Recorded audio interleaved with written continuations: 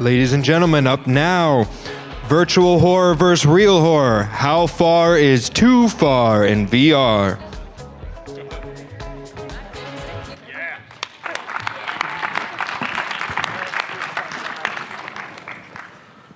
Good afternoon, everyone. VR horror, how far is too far? So we've got a fantastic panel here today to talk about VR horror. How many horror fans do we have in the audience here? All right. So we're just going to go around and give introductions real quick. So my name is Dieckmann. I'm the Chief Strategy Officer at a company called 3D Live. We build massive 3D LED display systems that have holographic properties, so you can think of it almost like VR or AR without the headset. We do a lot of VR stuff as well. We've actually worked on a VR project with John here. So we're going to just go around here. Margee? Hi, I'm Margee Kerr. I'm a sociologist, and I study fear. I wrote a book called Scream: Chilling Adventures in the Science of Fear, which explored how and why people like to engage with scary material. And I'm also working with a cognitive neuroscientist on using fun scary to improve exposure therapy protocols. So, yeah, that's me. Hi, I'm Robyn Gray. I'm the co-founder and chief creative over at Otherworld Interactive. We're a VR content studio out of LA, and we're best known for our Horror Sisters franchise, Sisters with the Scary Dolls. I'm John Schnitzer. I'm co-owner of The Brain Factory. I'm a director and a producer. Yes, I worked with 3D Live on a really cool VR project called Flatline Experience, where you go through someone's actual near-death experience in virtual reality. And we have a lot of experience in 3D and immersive experiences. I even did, Tim Burton hired me to produce 3D ghost illusions for President Obama's first Halloween party at the White House. That was crazy. And I also have a documentary on Netflix right now called Haunters, The Art of the Scare. It's about how traditional haunted houses have kind of given birth, for Halloween, have given birth to a subculture of extreme full contact terror experiences. And we asked the question kind of how far is too far in that one too.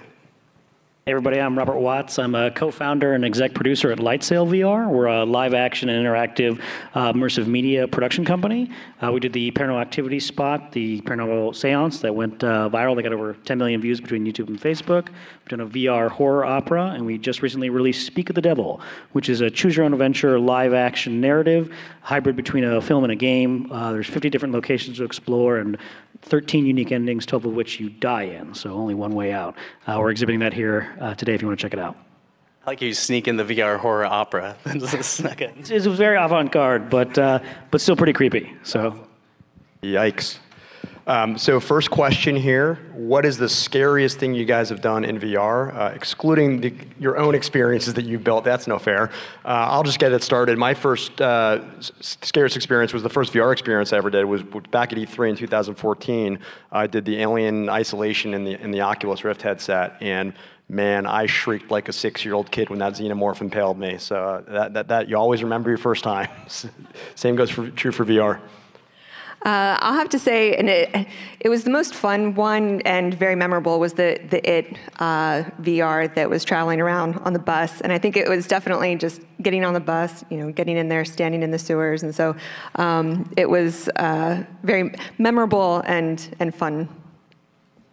Besides shipping titles, because that's the scariest thing for VR we've done. I think mine is the Blue. I don't like being underwater. I don't know, the giant whale is really scary. I can do clowns, I can do zombies, but giant underwater sea creatures was really horrifying. Oh my God. That was so relaxing for me. I kind of lost my voice yesterday screaming in that, the experience here called Signal, where you're in the cage, the elevator going down, shooting. I was the one screaming, get the demon! I'm screaming my head off. I lost my mind with that one, but probably the scariest one ever. There's a haunted house called the 17th Door. I've never heard of the 17th Door. At the 17th Door, they had a virtual reality experience where they strapped you down into a metal chair, and then you're in it, and all of a sudden a guy in riot cop gear walks up to you and says, "Welcome to your virtual reality experience." And he takes a cattle prod and zaps you, and you feel a real shock in your arm. And I jumped and screamed, and he's like, "Oh no, what have I signed up for?" Get him! And then they start pushing you, and you're in a ride. You're like in a wheelchair that's moving. and then you see someone else in a wheelchair in front of you, and some terrible things happen to them. They move them forward, and then it happens to you. Oh my God. I was screaming my head off. I did it twice. The second time I yelled the safe word. That's awesome. I played the Brookhaven experiment, but it glitched out, so I didn't have I wasn't able to reload my gun, so I had zombies coming at me with a broken gun and a flashlight. But I do want to say, in terms of live action, I really like Dark Corner's Catatonic, which is when you're strapped to a wheelchair and you're in an insane asylum, and they're pushing you slowly, and then bad things happen to you at the end. So I really enjoyed that one. So, I mean, for me, I found that doing horror in VR, it's one of the most exciting use cases for VR. So the next question here is about what makes horror in VR so darn compelling. I mean, you've got everything from your simple jump scares to creating these sinister immersive environments to creating suspense. So why is it so powerful? Robyn, why don't you get us started here? Well, I grew up watching a ton of horror movies, and the thing about a horror movie is that you're seeing what the director wants you to see, so it's always this perfectly framed shot. You're going to cut to something scary. You kind of know what's coming at you. When we are in VR, even more so than in a video game, you get that sense of anything can happen anytime from any angle. It's out of your control, and that suspense really keeps you on edge, and it's really, really powerful compared to, I think, pretty much any other medium with horror. I mean, you're also so vulnerable, too.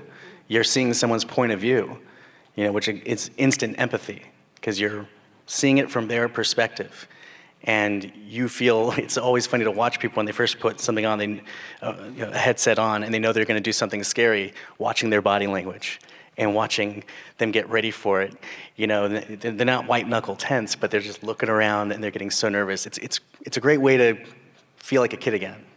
I would totally echo that, and I would say when you're in VR, we take away your sight and your sound, and we get to replace it with whatever we want. Sound is probably the biggest thing in VR that I think that we use. We tell people, when you're scared, don't close your eyes, take off your headphones, because you're only looking in 60 degrees, 90 degrees at a time, but I can use 360 sound to put all sorts of creepy things behind you, around you, calling goosebumps up your neck. So take the headphones off, because sound's huge.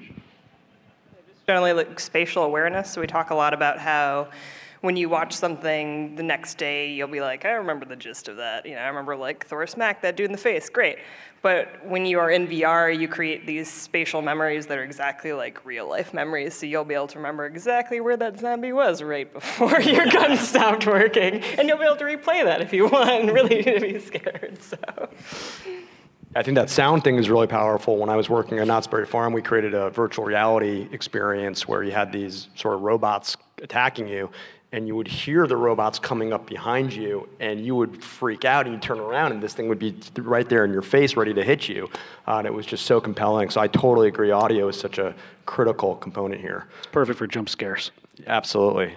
So a great segue. What are some of the tips and tricks that you guys have learned and the techniques on your projects to really make exciting virtual reality experiences that feel real?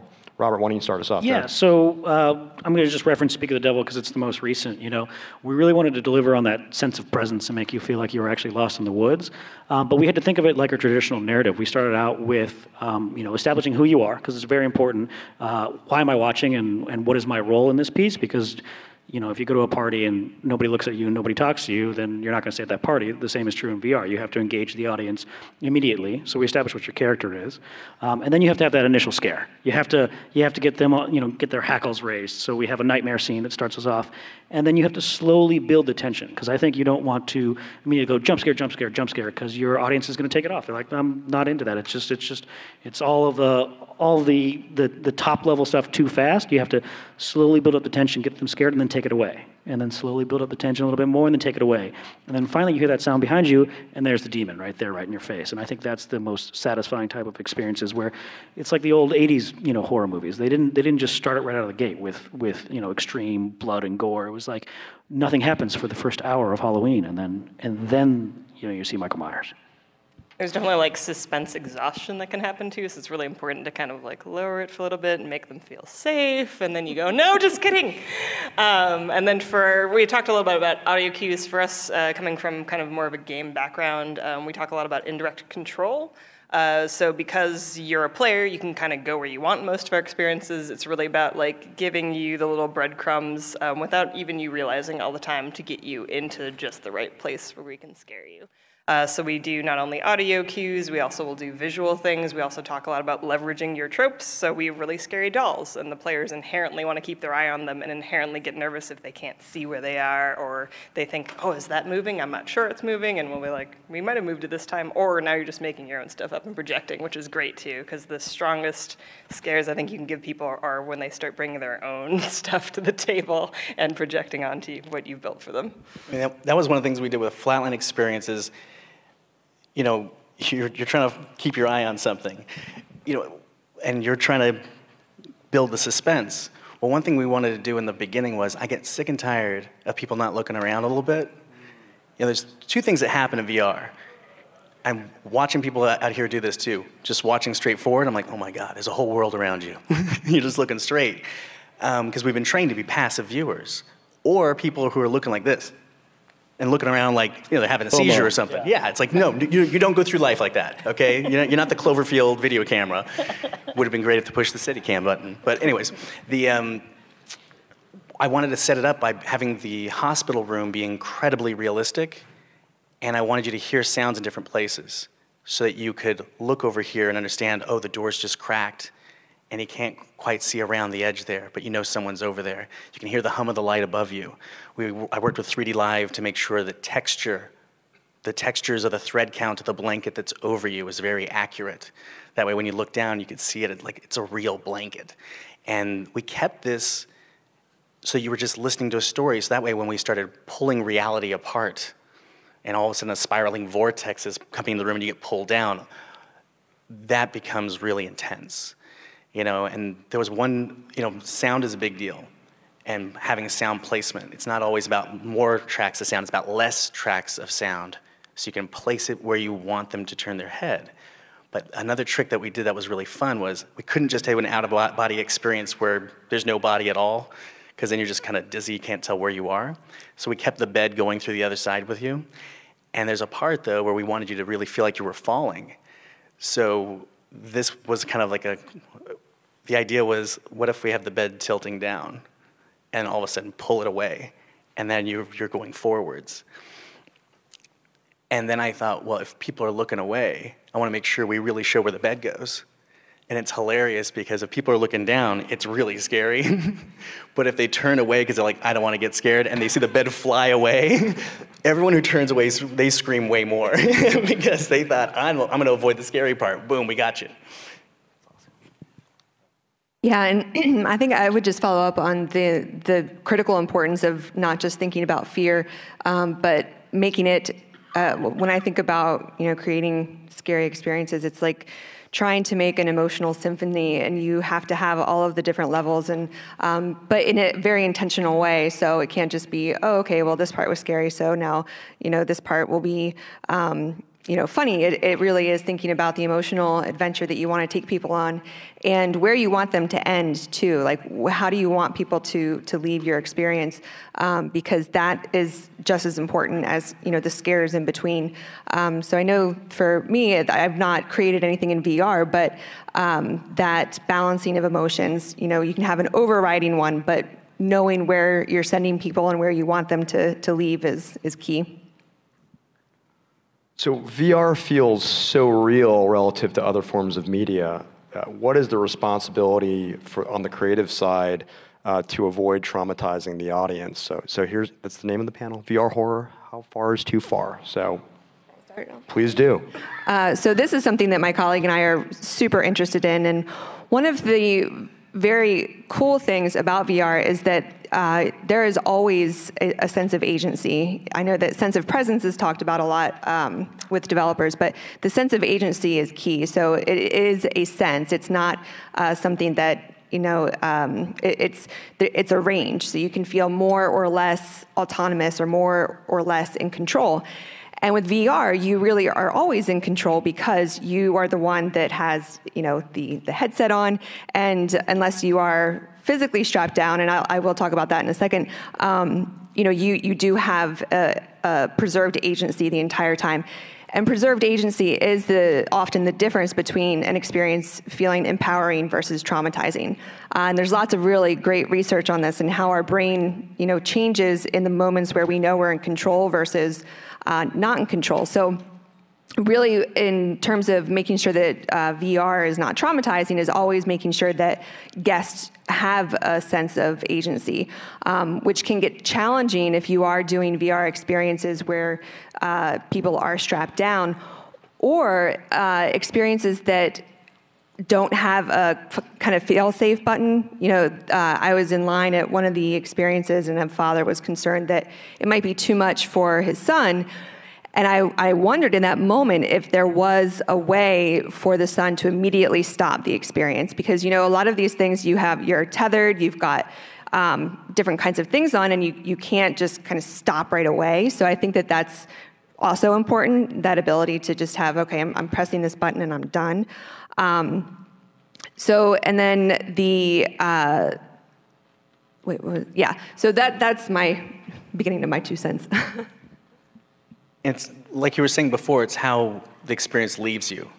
It really is. Like one of the things we did with Flatline was we made sure that at the end of it, you were in this kind of moonlit meadow, and we cranked up the sound of water behind you, and it got you to turn around and look behind you, and you could see this like water moving around, and you have like all the grass is going back and forth, and everything's swaying, while they're telling you what we want you the takeaway to be. Because I was trying to create like a real kind of spiritual experience using technology.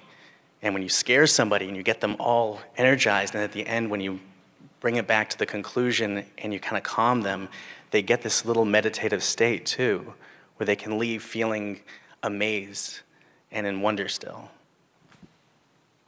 I think it's important to look at the emotional arcs of your characters, because when you're watching at least live action content, you see the people on screen being scared, and you empathize with them. So if they're scared, that heightens your tension. So it's really important to look at what's happening to them. Is the violence that's being affected on them, is that justified? Is that not justified? And just being aware of that as a content creator, because you can really scare people in a way that sticks to them in an uncomfortable way. And that's what's challenging too, because everybody can have those things that stick more than others. And I think about that a lot, because you can develop an intense fear of literally anything. So in thinking about how far is too far, I think is thinking about how you're going to communicate what your experience is like to the guest, so they have enough information to make a decision where they're not going to feel like they have either been tricked or signed up for something that they didn't know enough about what it was. And that doesn't mean giving everything away. It just means saying, hey, this one's going to have a lot of gory elements. This is kind of what we're going for, so that they don't feel betrayed, because then it's not going to be a good time. They're just going to come out being mad at you because they'll feel like they didn't consent to this experience. So it really is, consent, agency, and then people, if they don't have a good time, at least they won't blame you, because they'll have known, like, okay, well, I knew it was going to be pretty violent, and I agreed to it. So when you warn them like that, you make it way more frightening before it starts.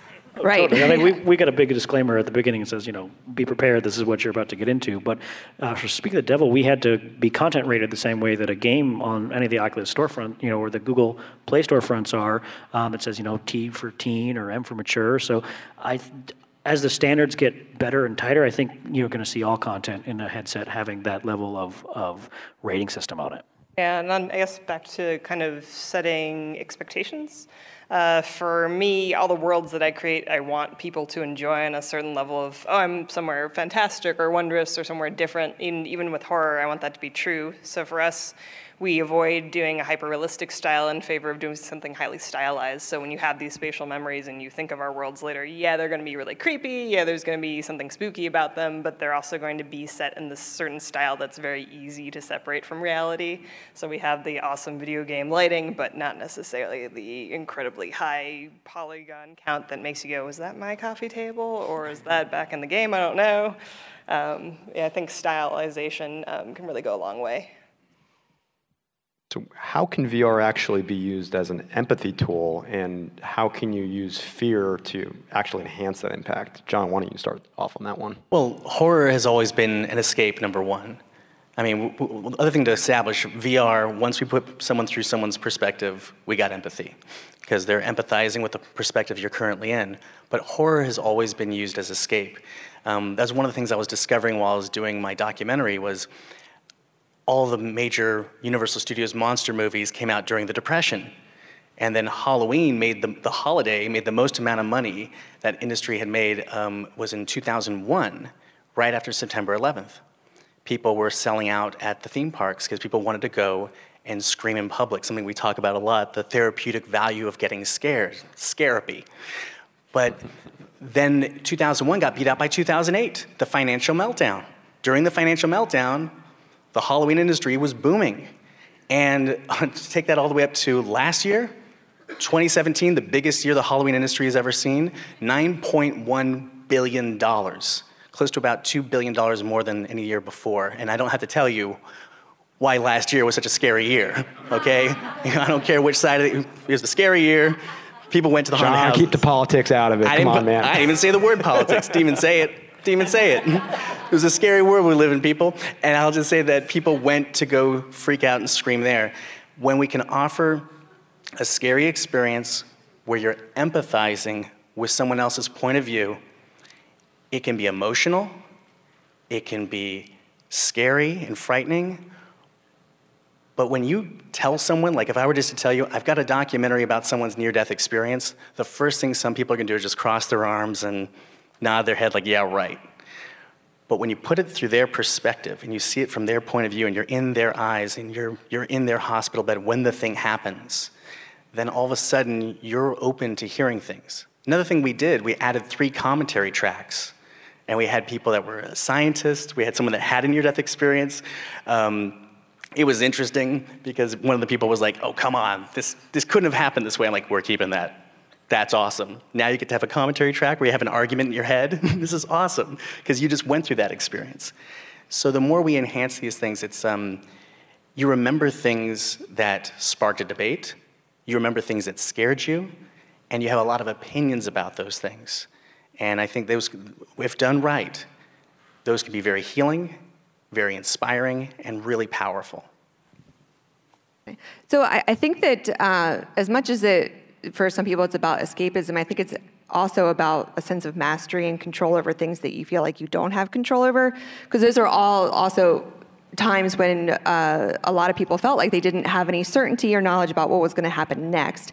And my research, we did 2 years of data collection with people going through an extreme haunt. We measured their brain activity, their physiology, lots and lots of self-report questions before and afterwards. And what we found, in our article will be out in the next couple of months in Emotions, that people feel better, and that feeling better is connected to feeling like you have challenged your fears, that you've learned about yourself. And the more intense, the more scary, the more thrilling, the better you feel. You know, mood improved significantly. And that's also associated to changes in how you're processing cognitive and emotional information. So in the pre-post activities that they had to do after they came out, essentially brain activity went down. So it's kind of like things aren't hitting you quite as hard. And if you think about it in terms of going from a very, very dark space into a very bright space, you know, the intensity of the light feels like 1,000 times of what it would feel like if you had been outside all day. And our affect, or kind of how we feel, is similar in a sense. So you just go through, you know, slaying a horde of zombies, and maybe your coworker doesn't bother you so much anymore. So it's in this in-the-moment recalibration that you feel like, I got this. Like, life is manageable. I can do it. And what is so amazing and wonderful about the human brain and body is that while we rationally know that these things are fake, the feeling of accomplishing something, the feeling of being competent and resilient is very real. And according to our data, you know, that is a real feeling that you have, like running a 5K. So I think that there are these opportunities to practice fear, to gain an awareness about yourself, and learn how strong you are, and that can feel really good. So, yeah. Thinking about how much I'd rather play horror VR than run a 5K to get that result. Right? I know. Yes. Yes, me too. So in terms of dealing with audiences and handling people responsibly, haunted houses and haunted mazes have been doing this for years. Some of them may go too far, but for the most part, I mean, there's been a lot of techniques that they've developed. So what can we learn for VR horror when we look at location-based entertainment and how they've approached some of these questions? And Margee, why don't you get us started? Yeah, I think that this is so cool because the opportunity is really, really great, especially when you're thinking about the number of haunted attractions that take place in old prisons or asylums or buildings that have an inherent fascination to them. Being able to build from that and to go further with it is just, I mean, there's so many things that you could do. But I think that, and I'm going to quote Quan Gan from Gantom Lighting. He said that, really good technology is when you don't even know that it's there, when it's just enhancing the experience so much. And if, we can bring these things into existing attractions in a way that is so seamless that it's like, oh, well, of course there's a, 20-foot monster coming out, banging through these walls. The opportunity is just really great, and to also bring attention to the location itself. When I think about the enjoyment, the attraction to haunted houses, it's not just those 20 or 45 minutes that people spend from when they set foot in it and they exit. It's also about being there with their friends and being in this physical location. And so the experience really starts the minute that they, meet up with their friends and start heading their way. And so if you can incorporate, this technology in those different moments where they maybe are not physically in the attraction, it just can be such a huge enrichment to it. But the fact that they're still things that I think people want to leave their house. So integrating VR and AR into spaces people are already wanting to go, I think is just a way to make it even more enriching. Yeah, I mean, with haunted attractions and horror attractions, it's so funny. Even haunted attractions is a funny name anymore because haunts, there's 1,000 subgenres now. Just like there's 1,000 subgenres of horror. You got everything from supernatural to torture porn and every single thing in between. All right, there's the same thing with horror attractions. It's the same thing. What's interesting about horror attractions when they work well, whether they're the extreme ones or whether they're the ones that use all the bells and whistles, it's interesting because I've gone to some haunts where there's not a lot of visuals. Actually, you don't see a lot of anything, and you're terrified because you start connecting the dots to what could actually be there that you don't see. The unknown is always going to be way more terrifying. But it's always interesting to see how these horror attractions then use a story. There's a lot of great haunts all over the world where it's just like every room has nothing to do with the other room. I love those because it's just a lot of fun. But the ones that have a story and there's a compelling reason for everything to be happening, those are the ones that stay with you, that you talk about. I just did an escape room called Murder Co. I know you're about to do it. I'm not going to give any spoilers away. I will say this much. It's an escape room. There's a lot of escape rooms I do where after like 30 minutes, I'm like, all right, I've done it. It's great. I've crawled around. I've done all the things. I've had enough. This one was so great because it did scare me, and it had a story that was scary. And everything you have to do moves along the story, and it makes sense in the world it's created. It's so simple. A lot of what we're talking about is, no matter the technology, we're talking about storytelling and empathy and getting people to care. And that's what's always going to work. And the way to integrate VR and AR with these attractions, it's endless. I think it's totally endless. I think the opposite is also true. I think that the power of VR allows you to take an attraction that has a limited throughput and bring it to the masses. So I've done a lot of immersive theater experiences around like Fringe Fest, here in Hollywood, where the throughput, for the whole show is maybe 100 people, and it's like these really intimate one-on-one, you and an actor having a creepy horror moment could only be brought to anyone that's got a VR headset. So I think there's power in taking these haunts that are in one location and be like, like, hey, did you want to try this at home? Now you can. You don't have to fly across the country to see this awesome experience. Yeah, I think the collaboration that John Braver is doing with Delusion and with Skybound is a great example of that. I mean, it's, you know, if you guys haven't done Delusion, I mean, it's just amazing, but the capacity is capped at a certain point. So, you know, this is a way to get it out to a broader audience and start doing some world building as well. Yeah, it's only groups of 10, and at a specific location that they don't always get to have for that long because it's in a real house or a real church. And it's, you know, you're a choose your own adventure type of interactive play. So the fact that they have a VR experience now is so exciting. There's also a huge opportunity for more family-friendly attractions and haunts. And I feel so bad because I don't remember the company's name, but there's a vendor here creating little VR buddies. And it was something I had actually been thinking about because a lot of attractions, you know, they want to be family-friendly, but maybe they have one kid who's just too scared. But if you had an AR buddy that you could bring with you into the attraction, that would, you know, be like, it's okay, you can hang in there. It's still, you know, and just to have these other characters that are going through with you that can be personalized to different family members. I think that's a great opportunity. Yeah, I mean, I'll even take it one step forward if we sort of jump ahead a little bit. You know, the power of VR here. You know, I could be doing an experience with my son or daughter, and I could be getting the R-rated version with blood and guts and nastiness, and you know, my daughter or son is getting a more sanitized version, or heck, maybe my daughter's seeing unicorns and ponies or something, or whatever she wants to see. But we could actually be in the same shared environment. A little inkling of that was even if any of you guys have done the Void experience, the Ghostbusters one at Madame Tussauds in Times Square.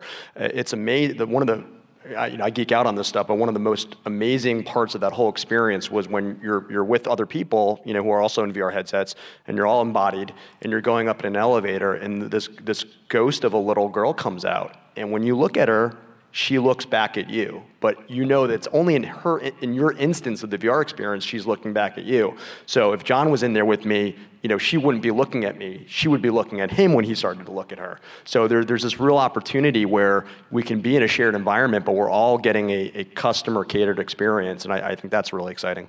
We can even use that creatively, because if we can tell where you're looking, you can use that to influence the story. You know, even through AI with like you talking back to elements in the story, or if I'm noticing that you're looking left, I could move the scare behind you and back. I mean, obviously this is future tech, but that's the way we're going. But 3D also is about personalizing an experience too, and you can actually make a room close in on people in 3D using depth and give someone real claustrophobia, or you can actually have it open up and give people a breath of fresh air after that happens. I'm sorry, you were about to say something. Oh, I was just going to say we do that in Sisters. So we're like, oh, you're looking over here? Well, we're going to fuck around You're already over here. doing that. Yeah. That's why we have like the doll who's always watching you but never turns her head when you're looking at her. So you're never quite sure if it's in your head or if it's actually happening. It's always in your head, right? So we definitely want to leave some time for Q&A, so I'm going to ask one last question. What upcoming experience in the horror genre, can be VR or can be non-VR, are you guys most excited about? I'm very excited about going to Murder Co. tonight. John Cook and Ted Darty created this escape room, and I hear it's awesome. So it's in Upland, California? Oh, okay, so not too far away from here, so I'm very excited for that.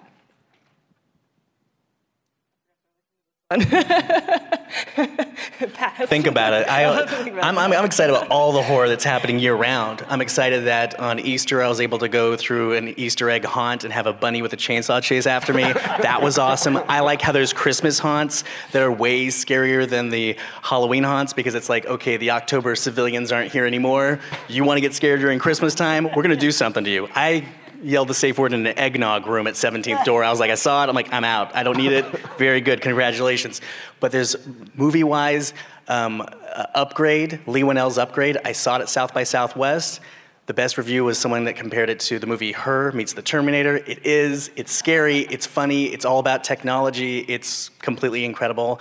But I also like that we have storytellers like Alexander Aja, great horror film director, who I was at a dark corner and I just saw 2 stories for him, Campfire Creepers, that's a lot like Stranger Things meets Creepshow, little kids around a campfire and all of a sudden the stories come alive. One's with Robert Englund, so I'm a Freddy fan, that was awesome. And another one that was his second one, and they had a good surprise in there. It really made me jump. It's awesome. We were talking before the panel about the tension experience that was put on by the Saw sequel directors. Darren Lynn Bousman. Darren, thank you. And you were saying there's one now in Las Vegas, his sequel. They're working on one in Las Vegas. But it's an immersive theater experience where they get really intense with you, and it's like a limited throughput, again, but like it sounds awesome. I listened to their South by panel last year, and I really want to get out and try it. It's like a real-life version of The Game. Yeah. If you like the movie The Game, Michael Douglas movie, and you want it to happen to you, that's a tension experience, man. They're incredible.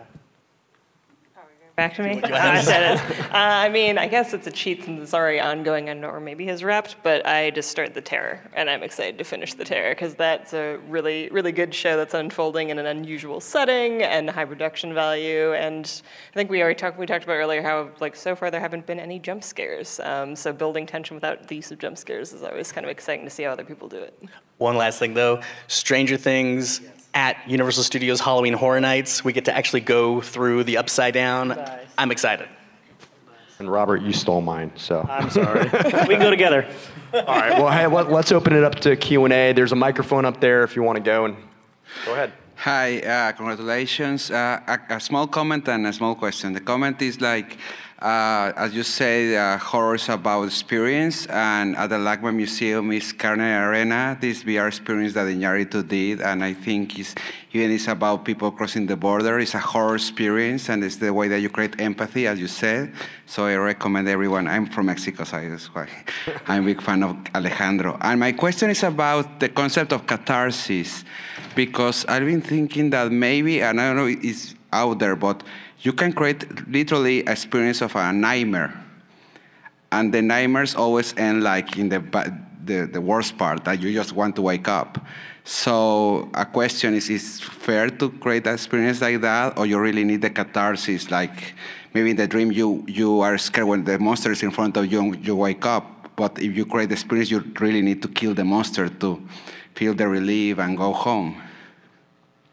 Yeah, go ahead, Margee. Yeah, there's actually a good deal of research on catharsis, and also it's kind of two separate things. It is can be very therapeutic to see it through to the end, to actually have it play out in a way that allows you to move forward, to overcome, to no longer have kind of the reoccurring experience, but to also be able to kind of craft your own ending. So, if you have a reoccurring nightmare and you work with, if we get to the point where you can say, okay, this is how I would like this experience to end, and actually be able to do that. But the interesting thing about catharsis is that experiences that you feel will be cathartic are cathartic if you think they'll be cathartic. So it's not as though we have these pools of kind of pent-up emotions inside. Experiences can generate very intense emotions. And if you go into it thinking, I'm going to blow off some steam, I'm going to use this as an opportunity to let this go, then it will be. So it's a lot about what we're bringing into it and what we want from it.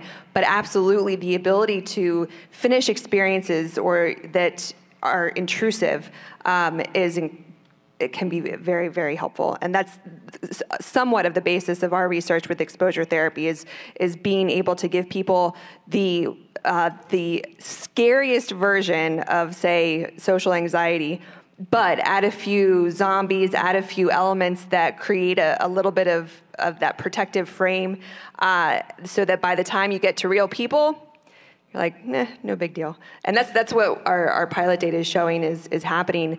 But it is being able to take our worst fears and change them to a point where we can confront them and grow. Thanks. And that's different for everybody. I mean, when I was doing Haunters, I met a guy in the military, and he told me that he put on a haunt. We got real clearance to be able to show this in the movie, so I have to get it right. It was at an undisclosed location in Southeast Asia. And it's military that have been in an active war zone. And the haunt they wanted to go through was a court jester clown, a little fishing string that was like, oh, it's a spider web now. It was the guy with the chainsaw and the hockey mask chasing you at the end. It was just super simple. And the video footage of these guys screaming their heads off, laughing and screaming and crying and going through it over and over and over again. It's like what Margee's saying, like if you want this and you want to blow off some steam, you want to scream out loud, it's great because horror, it gives us the excuse. You get to be a kid again, you get to freak out. Adults try to be kids again. Kids try to feel brave like adults. So it's a really interesting dual rites of passage we can give people. I just wanted to ask, have any of you read Conspiracy Against the Human Race by Thomas Locati? Highly recommend it. Really interesting analysis of the origins of horror. And also the horror experience I'm most looking forward to is Scorn VR. They made their VR goal on Kickstarter. And then the last thing I wanted to say was I am a horror aficionado, and my tolerance for horror is much, much higher than most people. So I literally have not seen a horror experience that I found scary in VR yet. And I really want to see something that's like the equivalent of like, you know, they have the hot sauce, that's the extreme hot sauce that they have it at only the people who really like hot sauce care about it. I would love to see the equivalent of that in VR horror. And I wonder, do you guys have any interest in that? Because I know it limits the audience, but there's a certain glory to making something that's literally the scariest thing you can make. I mean, really, it sounds like you need to be making this. That's what I was exactly. I was like, you should go make that. I got stuff. Yeah, I figured as much. I mean, look, you know what you want, and you should deliver on it. You know, I stopped using the word, oh, that's weird, because I saw people going through stuff that I was like, I would never do that in a million years, and I saw them do it again and again and again with a smile on their face. So everyone's got their limits, you're right. And if you know what yours is, and it's something you're really into, there's probably someone else that's into it too. And the VR medium right now is very collaborative. So, you know, come chat with us, come talk to people in the space, because, you know, really to make projects happen in VR, we're packaging it. So if you've got the idea, you've got one element and you need others, come talk to us. If you've got a cool idea, we're always able to listen to it. Cool. Love to talk to you. I also think that, you know, because I talk to a lot of haunters and a lot of developers, and they say, oh gosh, you know, our audience, they just keep getting more and more desensitized. It seems like we're always, you know, trying to go further and further and further, and how far can we go? And I think that there's a misunderstanding about how, you know, habituation and desensitization works. And in the US, we have this idea of what it means to be the scariest, and that it, you know, is going to look like a lot of violence or a lot of blood and gore. And actually, the way that we're wired to find novelty, to find things that we've not experienced before, interesting and intriguing and enriching and scary.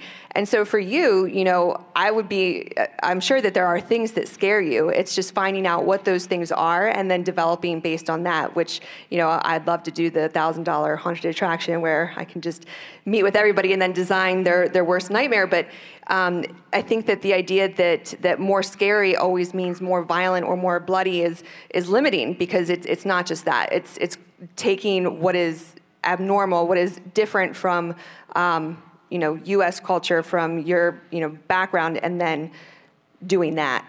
You know, for a lot of kids who have grown up in the city, who have never been to, you know, stables or like barnyards, you put a smell of sawdust in there, and all of a sudden that's novel, that's intriguing, that's going to grab attention and make the experience memorable and scary in a different way. And so it's thinking really outside of this bloodier, violenter, more violent.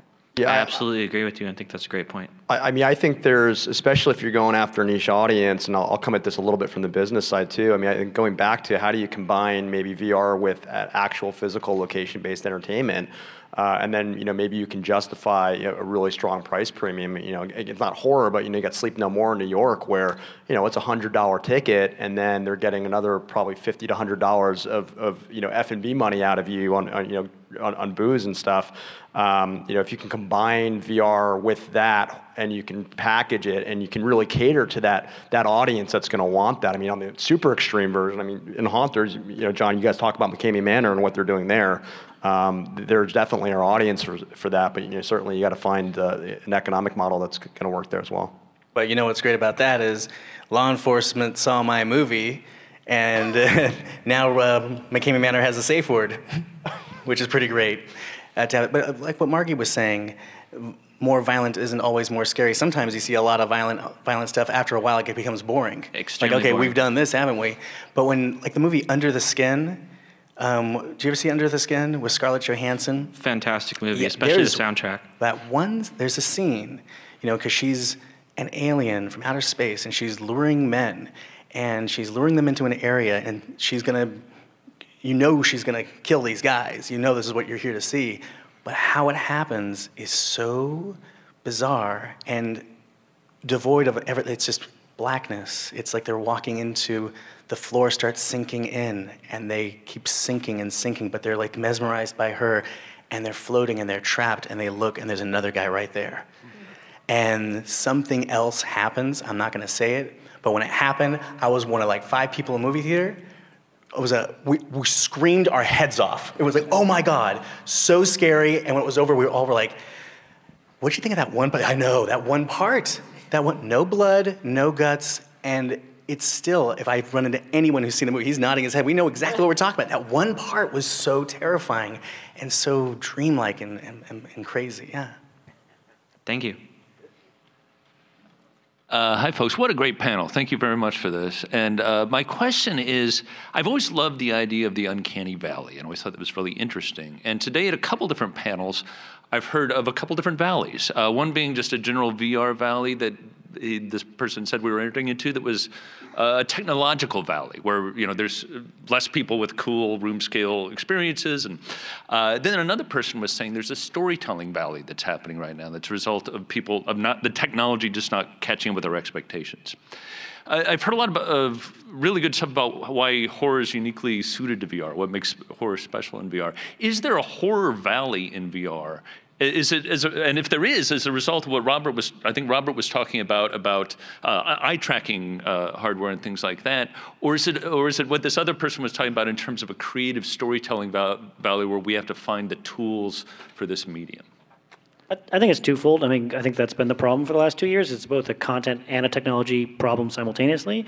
It's a technology problem because the headsets are like the Gordon Gekko phones from the 1990s. They're heavy and bulky, and they're not easy to put on. If I could put on XR glasses in 2020 from Apple, and have everything I want, Facebook and VR all in one place, I'm going to do that. So it's a tech problem there, but it's always a content problem. That's why we started Lightsail VR, was because when it first started in this generation of 360, people were just putting the camera down and be like, it's in 360, give me money. It's like, what happens after 10 seconds? What's the story? Who are the characters? What's the emotional development that you're asking of your viewer? And so until we have great stories in VR, the last 100 years of film and television, in this new medium, you're going to have people not caring.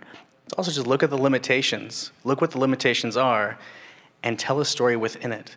That's what 3D artists have done forever. And when 3D is done correctly, it feels absolutely limitless, and they're dealing with so many restrictions. In fairness, a lot of 3D sucks, though, right? No. A lot of people who have the money to distribute the movies suck. And let me tell you something about that. I'll tell you something. You realize that we've had gorgeous, beautiful, silver screen, polarized, real 3D looking 3D in the beginning. It wasn't red and blue. It was a silver screen. Creature from the Black Lagoon, gorgeous 3D. Alfred Hitchcock's Dial M for Murder was shot in 3D. Kiss Me Kate in 3D. These are 3D camera rigs, by the way, that weighed hundreds and hundreds of pounds and didn't have all kinds of fancy technology. It just had people that wanted to deliver something. We watched Dial M for Murder, Alfred Hitchcock's Dial M for Murder, and there's somebody she's on the ground, she's being strangled. If you watch this in 2D, the camera just kind of goes forward and backward, and it's kind of like not the most exciting Alfred Hitchcock scene I've ever seen. But in 3D, the scissors are right by your face. Her hand is reaching, and her fingertips, by the way, go right to the tip of your nose. And she's reaching and reaching, keeps pulling her back, and because the camera's doing slight movements, you're feeling like you're drawn in there. She grabs a scissors, she stabs him, it pushes forward, he leaps back. It was outstanding. I've seen that on the silver screen, because I'm a big 3D nerd, and I'll tell you right now, people scream their heads off. Teenagers today were screaming their heads off because it felt so real. When Martin Scorsese did Hugo, he gave us real, beautiful depth. When you watch Coraline in 3D, by a really great stereographer, by the way, same guy who did Life of Pi, when he did Coraline, you saw real art in 3D. In her normal world, it was 3D behind the screen. It was very flat because her life is boring. Then she goes through the tunnel, the 3D cranked up. That every time she went through, the 3D on screen kept increasing until towards the end, when it was really scary, it was leaping off the screen so intensely, and it was kind of like they're cooking the frog in the pot, and by the time we got to the end, people were just screaming their heads off. 3D, when used in an emotionally impactful way, you can get people to fall in love, to scream, to freak out. How to Train Your Dragon, he reaches out his hand for the dragon leans forward, we break the 3D window for a moment, everyone in the audience goes, whoa, the character says, whoa. At the same time, everyone went, whoa, and we all laughed because now we're connected to that character all of a sudden.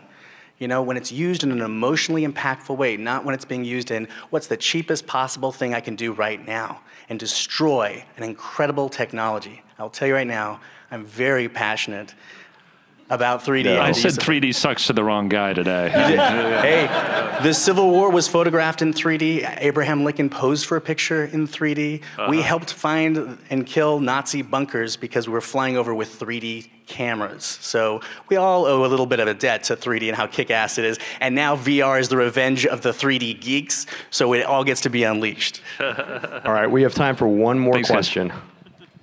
Okay. Hey guys, how you doing? So very green to VR. This is actually my first time really introducing myself to it. I've been listening to podcasts for the last 2 years that have made me super warm to the idea of wanting it to be a part of my life.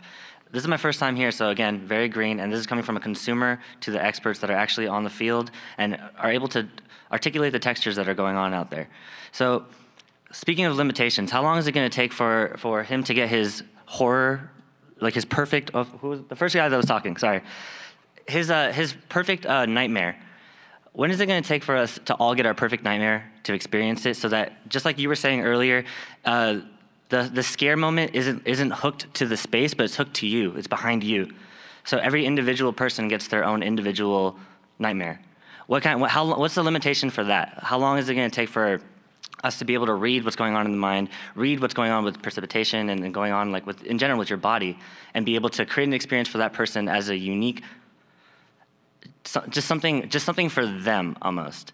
Yeah. Well, I would say it's an evolution. What you're talking about, I think the fastest way to get there would be AI monitoring you. And that goes into all sorts of biometric data, privacy concerns. But right now, we can guide you. They say there's no director in VR, and we vehemently disagree because we're guiding your attention. We're putting the chainsaw going off over here. We're putting the screaming, talent actor, actress running across, and so we know that you're probably going to look at that chainsaw going off, and then you're probably going to follow the actor, that we've blocked to go this way. So we know which way you're looking, and then we can enhance that so that when you're looking this way, the jump scare suddenly comes behind you. So it's an evolving process. So as the technology gets better, we'll take the tools and, the 3D tools, we'll take the AI tools, and we'll just use it to get more dialed into what truly scares you. And maybe we'll have you answer a questionnaire at the beginning. Biofeedback, using it for, go ahead.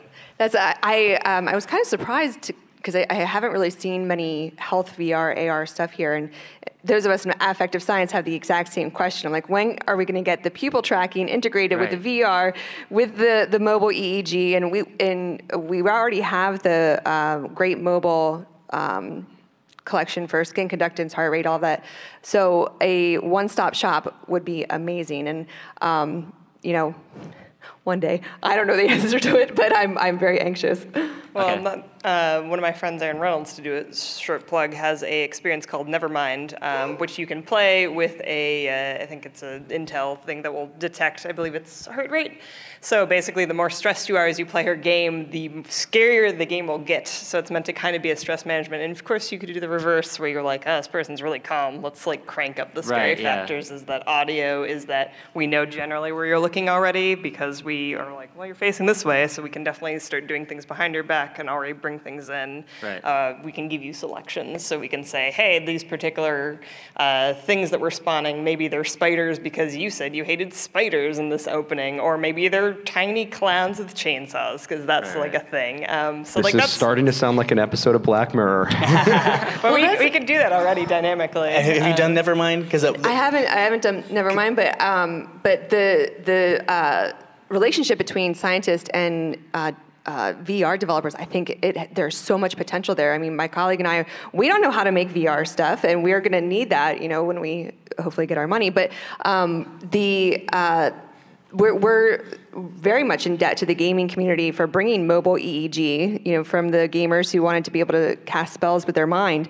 Now we can use that to collect data. So I do encourage any developers out there to find some scientists doing, research into mental and physical health and team up and get that grant money. The thing about Nevermind that's so cool is being put into a stressful situation. And when I was talking with Erin about it, she was saying the idea is to control your emotions to move forward. And that is so cool, and they can be so powerful. Awesome. Well, thank you, everybody. Thank you. Thank you.